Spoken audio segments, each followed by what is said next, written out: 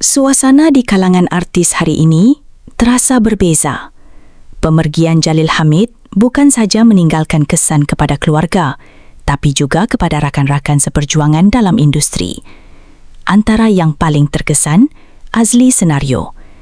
Bila pertama kali dengar berita itu, dia sendiri akui sukar untuk percaya. Saya bukan jenis yang mudah percaya berita di media sosial selagi tak sah. Tapi kali ini, dia ambil langkah sendiri, hubungi anak arwah. Dan bila pengesahan itu datang, barulah realiti terasa. Seolah-olah satu kehilangan yang benar-benar nyata. Selepas itu, Azli terus hubungi rakan-rakan lain dalam kumpulan Senario, termasuk Wahid Senario dan Pak Ya. Masing-masing terkejut, ada yang terus menangis sebaik dengar kabar tersebut. Di sebalik kesedihan itu, Azli mula mengimbau satu persatu kenangan bersama arwah.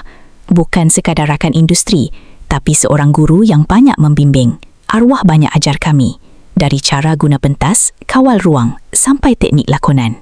Ilmu yang mungkin nampak kecil, tapi sangat besar maknanya buat mereka yang belajar. Kali terakhir mereka bekerjasama adalah beberapa tahun lalu, dalam satu penggambaran di Kuang. Walaupun tahu arwah pernah sakit, mereka tak sangka keadaan boleh berubah secepat itu. Sebelum ini nampak semakin aktif, tapi akhirnya pergi secara tiba-tiba. Menurut keluarga, Allahyarham menghembuskan nafas terakhir sekitar 12.30 tengah hari di kediamannya sendiri. Jenazah disemadikan di tanah perkuburan Islam USJ 21 selepas solat asar. Seorang insan yang bukan saja berbakat sebagai pelakon, tapi juga penyanyi dan pelawak. Perginya bukan sekadar kehilangan seorang figura, tapi satu legasi dalam dunia seni. Kadang-kadang, orang yang banyak memberi akan pergi meninggalkan paling banyak kenangan.